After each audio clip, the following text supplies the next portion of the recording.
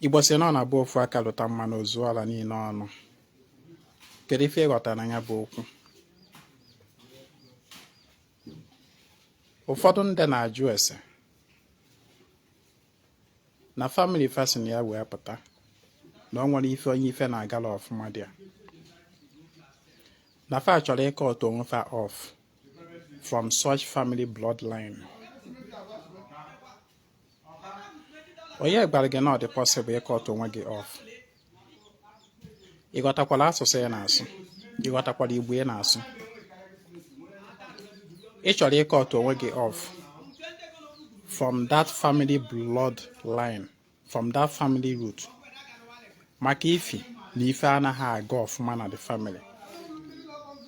Ụmụ nwoke niile nọ na family onwere onye aka gburu ife. Ụmụ nwaanyị onwekwa na onye aka gburu ife. Onye ji ije dị ọnata. Nna gị aka egburu ya ife. Ijukwuo na ase. Nna m nna gị aka egbukwala ya ife. Ngịwa na onwe gị kwa nnọọ struggle here and there. I wee chọọ ka ịkọ otu onwe gị off as a way of severing yourself from that story. Onye gba gị not possible. You cannot cut yourself off from your bloodline. Now follow such traits na family bloodline, your ancestral bloodline. Oh, go say now something is wrong. Something is wrong. And the way to correct that thing that is wrong is not by you cutting yourself off. You just have to heal that bloodline. Heal it. Oblo by a boss. In our boss, ahụ gị ayi kere ebe isi nweta ya. I mean, this ahụ gị kere ebe isi nweta ya. Okwa from your mother and from your father, and yet you want to run away from the bloodline of which your mother, your father, they are involved, from which you drew this your body. To truly cut yourself off from that bloodline, you have to pull off this body. You have to pull off this body. That is how to cut yourself off. And of course, it's not possible. You get onwe gị. Now, what you have to do is to heal that bloodline. Igbo si na abụ ofu aka, Igbo si na abụ ofu aka lụta mmanụ ozuo ala. Meaning that na-enwekwara ike isite na ife ọma ofu mmadụ merụ wee hiruo a tree, an ancestral tree, an ancestral bloodline. Enwekwaziri ike isite na akparụmagwa dị njọ ofu onye kpara wee pollute the entire ancestral bloodline. Ị na-aghọta? Onye abụ ife ahụ na ofu aka lụta mmanụ ozuo ala. Now, be you yourself. Try and be that ofu aka ga-alụta mmanụ dị mma that will heal others. That should be your target, not to cut yourself off. Cutting yourself off is a betrayal, and of course, it's not even possible to cut yourself off. Heal your bloodline. Along the line in that family that is experiencing this kind of hardship, somebody,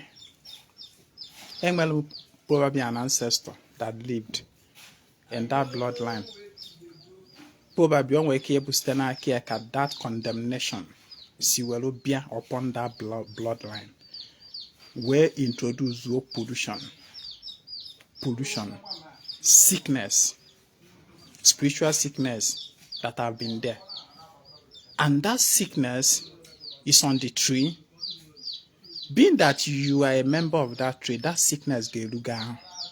So what you should do is to find a way to heal that sickness brought about by one man. Site n'aka ofu onye ka njọ si bata ụwa. Ọkwa ihe dị n'akwụkwọ Bible fa. Mana ọ bụ eziokwu. Site n'aka ofu onye ka njọ si abata in family lineage. Just like today, a lot of people si n'aka fa wee na-ewebata njọ na their family lineage by their choices and decisions, by their fast lane. Ịghọta ihe na-akọ? One man brought about that condemnation, that sickness. Still, one man, the healing of that sickness, of that tree, can also come through one man. Or it can come from multiples of people. But one person alone that is determined can even bring the healing. Ịghọtago ihe m na-ekwu? Njọ batara n'ụwa site n'aka ofu onye. Salvation batakwazi ụwa site n'aka ofu onye. Ọ ihe ndị ụka kutere na Bible. Ihe a bụ truth, but used in a wrong place. Ihe a bụ eziokwu. Man, they heal your family bloodline. How do you do that?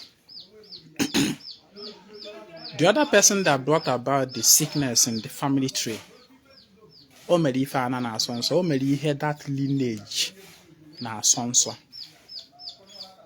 Yes, o ihe o mere. And that thing o mere became a way of truncating the flow, the healthy flow of that ancestry. The person, by doing that thing, introduce sickness in the entire bloodline. What you yourself should do to heal that sickness, walk on the path of eziokwu na ndụ, in line with your ife anabono na asonso. That is, ife anabono na asonso charia. That is number one step. Living righteous. Somebody living righteous is simply somebody living in accordance with the dictates and the precepts of the land Ebosi. That is righteousness. Ife ana na asonso, ido wela ania. Onwe ihe ọzọ that make you righteous. Then, ị ga na-achụta aja. Ị ga na-esite na aja wee na-emeda ma mmụọ ma mmadụ obi na data ana. Site na ịchụ aja, site na ịgodo mmụọ. Maka na sickness ahụ bụ na mmụọ ka ọ dị. It was inflicted in the spirit, in the spiritual flow of that lineage.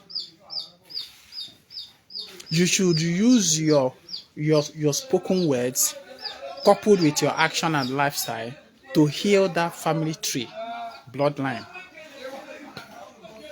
That is what you should do. Yeah? Yeah? So, by your okwu ọnụ nke eji agodo mmụọ, by the disciplinary life you live,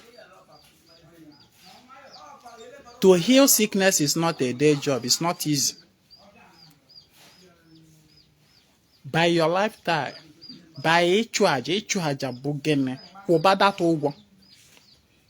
Kwụba data, because enwere individual karma, nwee collective karma.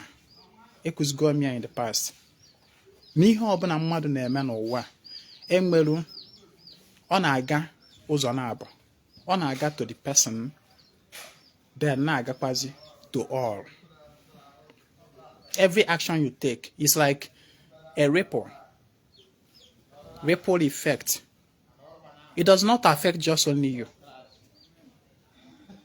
If for that decision, that's your action in the secret, behind closed doors, it does not just affect only you, it affects the entire society.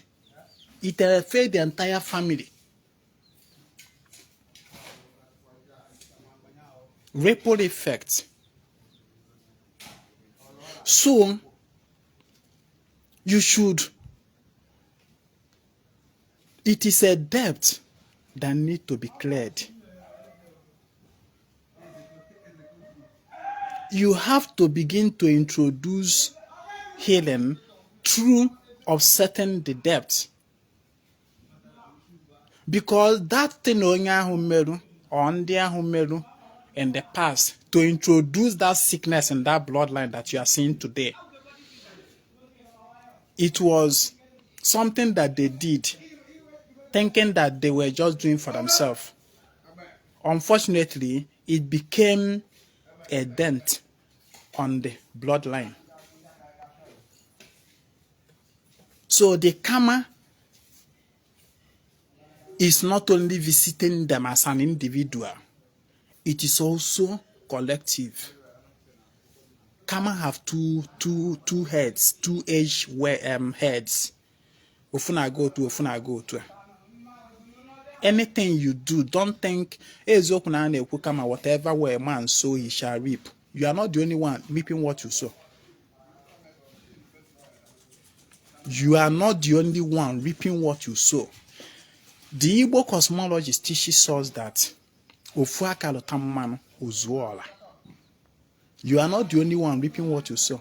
Yes, quite all right. You are going to reap it, but it will also cause ripple effect in the society, in the family, especially the immediate family, your ancestry, your bloodline. It will have a ripple effect on it and also in the human society at large. For instance, your family history na-asọ igbu mmadụ. Nge nwa na onwe gị wee pụọ ga gbuo mmadụ. Igburu mmadụ quite alright. Aka gị adịgo stained with human blood, with ọbara mmadụ. But that ọbara mmadụ ahụ ịkpafuru is not only on your head, it is also on your family lineage. You have brought a shame, a dent on your family lineage. So you are not only the one bearing the consequences. So begin to introduce healing through your way of life.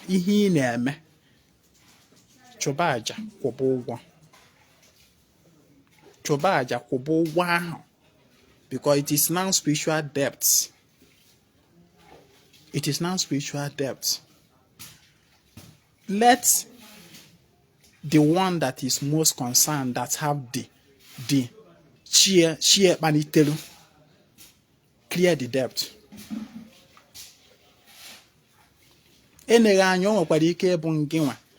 Bring upon your family, your lineage, that karma in your previous life. You never can tell. That time. And now you have returned. So you should not be thinking of, let me cut myself off from the family. No, you can't even. It's not even possible. Heal that family. Do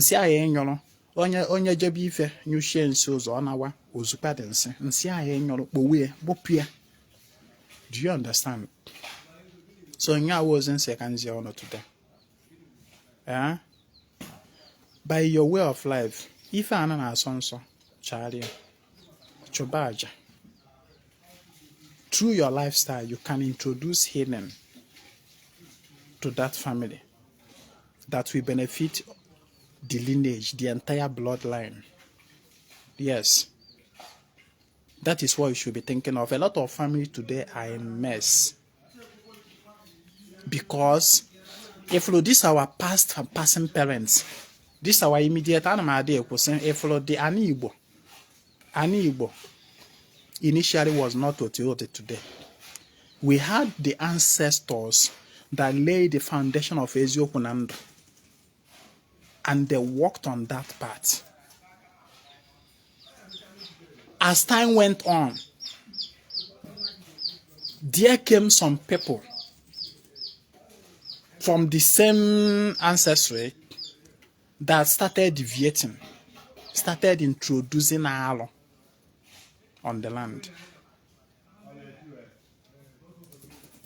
started doing this and that. And with this, they started polluting that foundation laid. They started messing it up. The same way today, it is very unfortunate that a lot of people today in this our generation are becoming that one finger that we eventually zuo on. A lot of youths today, a lot of young people today are now towing the path of Harlem. Somebody will say, if we go and I'm make the money, I'll go to no 1 year alone can need the money. Yes, Nyabolo, I don't care about ego, may make it no matter what it will take.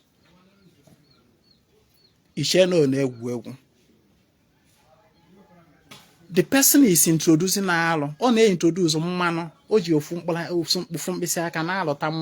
That we eventually dirty the entire generation. This our present generation. Onya melunja de will say for the future suffering. It will be more. The future suffering, pains, it will be more compared to how in for today.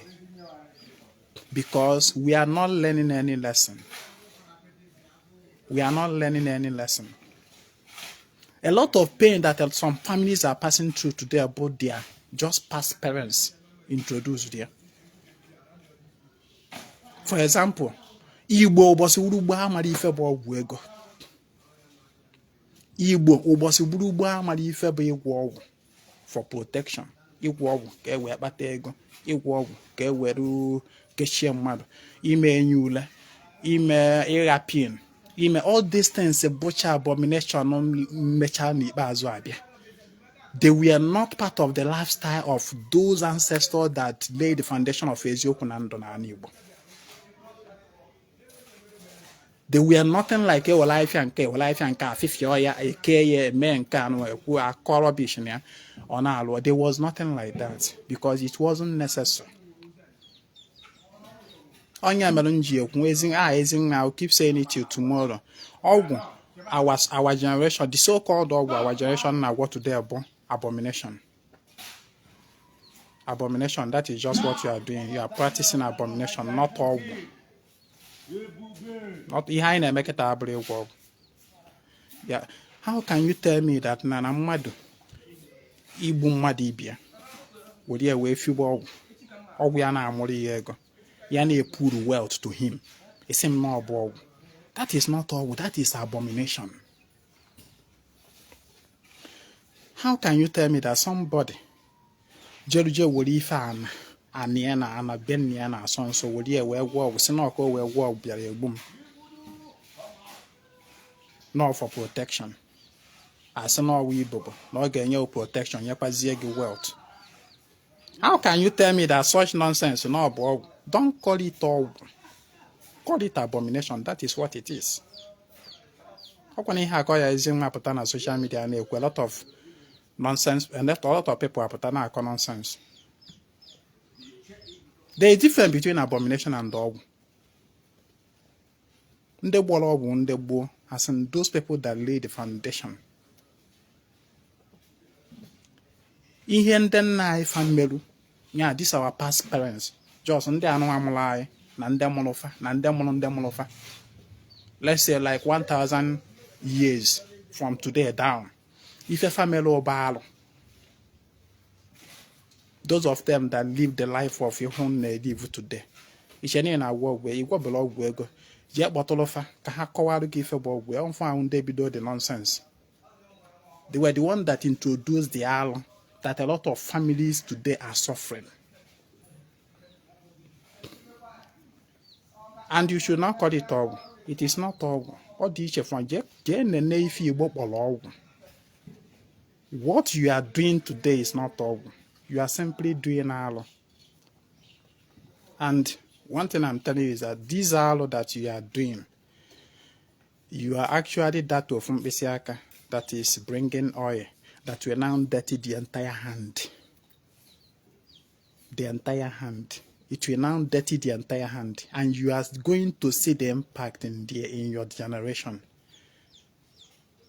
O2, your parents is where, and today they are suffering. Their children are suffering it.